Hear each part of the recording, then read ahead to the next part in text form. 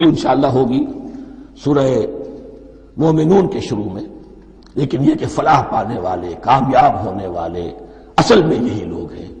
تو گویا کہ تعویل خاص میں صحابہ کرام کی طرف اشارہ ہو گیا، تعویل عام میں ہر شخص کو بتا دیا گیا اگر قرآن کی ہدایت سے مستفید ہونا ہے تو یہ اوصاف اپنے اندر پیدا کرو۔ اب دوسرا گروہ، ان الذین کفروا سواء علیہم انذرتہم ام لم تنذرہم لا یؤمنون، یقیناً جن لوگوں نے کفر کیا، اور یہاں مراد کیا ہے؟ جو کفر پر اڑ گئے ہیں۔ اس کو ہم تعویل عام میں نہیں لے سکتے، اس لیے کہ اگر تو ہم اس کو عام میں لے لیں گے تو اس کے معنی تو یہ ہوں گے جس شخص نے کسی وقت کفر کیا اب وہ ہدایت پر آ ہی نہیں سکتا۔ نہیں، یہ بات نہیں ہے۔ کوئی کفر میں ہے، وہ غالطے کی بنا پر ہے، عدم توجہی کی بنا پر ہے، حق اس پر واضح نہیں ہوا ہے اس لیے ہے، تو آپ اسے سمجھائیں گے، انذار و تبشیر سے اسے فائدہ ہو جائے گا، واعظ و نصیحت سے فائدہ ہو جائے گا۔ ایک وہ ہے کہ جو حق کو سمجھ کر، پہچان کر اور پھر اڑ گئے، ضد کی وجہ سے، ہٹ دھرمی کی وجہ سے، تعصب کی وجہ سے، تکبر کی وجہ سے، حسد کی وجہ سے۔ ان الذین کفروا، ایسے لوگوں کا معاملہ کیا ہے؟ سواء علیہم انذرتہم ام لم تنذرہم لا یؤمنون، برابر ہے ان کے لیے خواہ آپ انہیں سمجھائیں خواہ نہ سمجھائیں، ڈرائیں نہ ڈرائیں، انذار فرمائیں نہ کریں، لا یؤمنون، وہ ایمان لانے والے نہیں۔ وہی بات جو میں نے کہی تھی کہ سوتے کو جگایا جا سکتا ہے، جاگتے کو کیسے جگائیں؟ ختم اللہ علی قلوبہم وعلی سمعہم وعلی ابصارہم غشاوہ، ان کے دلوں پر اللہ نے مہر کر دی ہے۔ کیوں کر دی ہے؟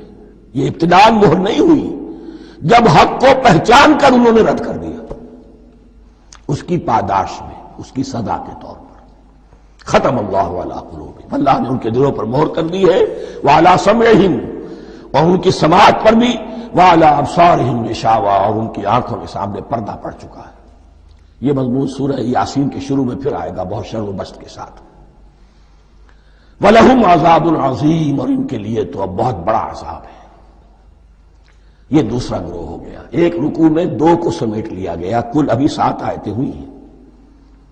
ایک وہ گروہ جس نے قرآن مجید کی دعوت سے صحیح استفادہ کیا، ان میں طلب ہدایت کا مادہ موجود تھا، ان کی فطرتیں سلیم تھیں، ان کے سامنے دعوت آئی، قبول کی، اور قرآن کے بتائے ہوئے راستے پر چلے۔ وہ گلے سرسبد ہیں، وہ شجرہ قرآنی کے نہایت مبارک اور مقدس، وہ اس کے پھل ہیں۔ ایک گروہ وہ ہے جس نے حق کو پہچانا لیکن اس کو رد کر دیا اپنے تعصب یا ہٹ درمی کی وجہ سے۔ ان کا ذکر آ گیا بہت اختصار کے ساتھ، اس لیے کہ ان کا ذکر آپ کو بہت تفصیل سے مکی صورتوں میں ملے گا۔ اب آیا تیسرا گروہ، وَمِنَ النَّاسِ، اور لوگوں میں کچھ ایسے بھی ہیں، مَن يَقُولُ آمَنَّا بِاللَّهِ وَبِالْيَوْمِ الْآخِرِ وَمَا هُم بِمُؤْمِنِينَ، جو کہتے تو یہ ہے کہ ہم ایمان رکھتے ہیں اللہ پر بھی اور یوم آخر پر بھی، مگر وہ حقیقت میں مومن نہیں ہے۔ یہاں ایک بات سمجھ لیجئے، اکثر و بیشتر مفسرین نے اس تیسری کیٹیگری کے بارے میں یہی رائے قائم کی ہے کہ یہ منافقین مذکور ہیں یہاں، اگرچہ لفظ منافق یا لفظ نفاق نہیں آیا یہاں، لیکن مولانا امیر احسن اصلاحی صاحب نے ایک رائے ظاہر کی ہے جو بڑی قیمتی ہے، وہ یہ کہ یہاں ایک کردار کا نقشہ کھینچ دیا گیا ہے۔ غور کرنے والے غور کر لیں، دیکھ لیں، جس پر بھی وہ چسپاں ہو جائے۔ اور بالفعل جب یہ آیات نازل ہو رہی تھیں تو دو طبقات پر یہ کردار نگاری جو ہے، یہ جو شخصیت کا ہیولہ کھینچا جا رہا ہے، وہ دو کے اوپر راست آ رہا تھا۔ ایک علماء یہود، وہ بھی کہتے تھے کہ ٹھیک ہے محمد جو کہہ رہے ہیں، ہم بھی اللہ کو مانتے ہیں، آخرت کو بھی مانتے ہیں، اسی لیے یہاں رسالت کا ذکر نہیں ہے۔ بھئی ہم محمد ہی کو نہیں مانتے نا صلی اللہ علیہ وسلم، باقی اگر 1.25 لاکھ نبی آئے ہیں تو باقی 1.25 لاکھ کو تو ہم مانتے ہیں، ایک محمد کو نہیں مانا، ایک عیسیٰ کو نہیں مانا، بس۔ تو ہمیں بھی مانا جانا چاہیے کہ ہم بھی مسلمان ہیں۔ ایک یہ ان کی رائے ہے، اور واقعہ یہ ہے کہ یہاں اس طریقے کا تذکرہ ہو رہا ہے کہ جس سے ان کا کردار بھی جھلک رہا ہے، روح سخن ان کی طرف جا رہا ہے۔ مجھے یاد ہے اپنی 10ویں جماعت کے زمانے میں دہلی میں نے دیکھا تھا کہ نوٹ سرکس وہاں کا ایک بڑی مارکیٹ ہوتی تھی، تو جوتے کی دکان پہ بہت بڑا جوتا لٹکایا ہوا تھا، بہت بڑا، اور لکھا تھا free to whom it fits, جس کے پاؤں میں یہ ٹھیک ٹھیک آ جائے وہ لے جائے اس کو۔ تو یہ free to whom it fits ہے، ایک کردار ہے۔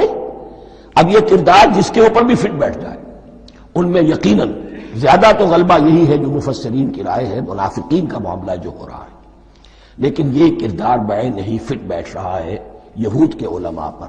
اور یہ بھی نوٹ کر لیجئے کہ جو مدینہ منورہ میں نفاق کا جو پودا پروان چڑھا ہے، بلکہ پودا نہیں کہنا چاہیے، جھاڑ جھکاڑ جو پروان چڑھا ہے، وہ یہودیوں کے زیر اثر، جیسے جنگل کے اندر بڑے بڑے درخت بھی ہوتے ہیں اور اندر جو ہے نیچے جھاڑیاں بھی ہوتی ہیں، تو یہ نفاق کا جھاڑ جھکاڑ جو ہے وہ یہودی علماء کا جو پودا تھا اور بہت بڑا تھا، اس میں کوئی شک نہیں، اس کے سائے میں پروان چڑھا ہے۔ ان دونوں میں معنوی ربط بھی ہے۔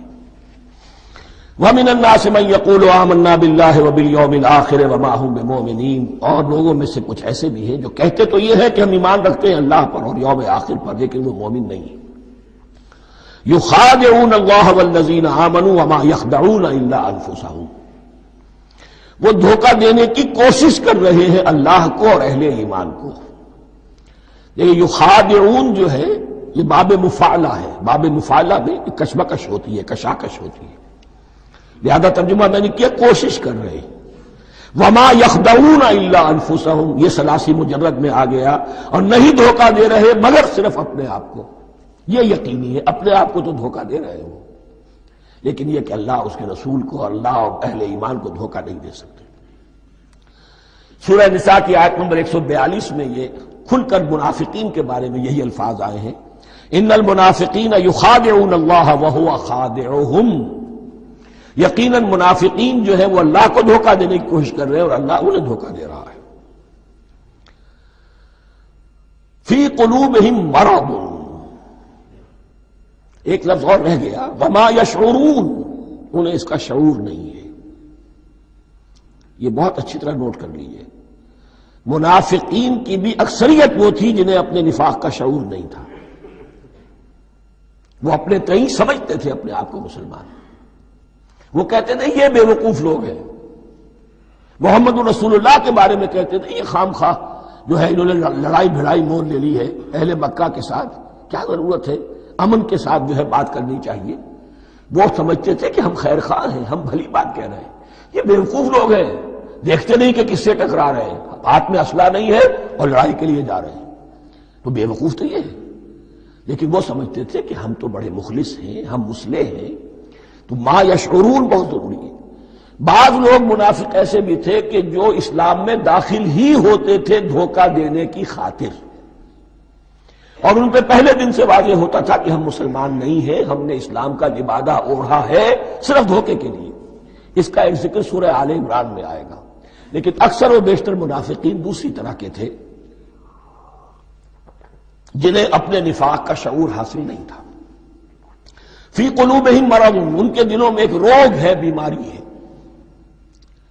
یہ روگ اور بیماری کیا ہے؟ ایک لفظ میں اس کو تعبیر کیا جائے، کردار کی کمزوری، ویکنس آف کیریکٹر۔ ایک شخص وہ ہوتا ہے کہ جو سمجھتا ہے یہ حق ہے، حق سے بعد آباد، اب جو ہو سو ہو۔ ایک حق کو حق پہچان کر رد کر دیتا ہے، وہ کافر ہو گیا۔ ایک حق کو حق پہچان کر آیا تو صحیح، لیکن ویکنس آف کیریکٹر کی وجہ سے قوت ارادی کمزور ہے، آخرت بھی چاہتے ہیں، دنیا کو بھی ہاتھ سے دینے کو تیار نہیں،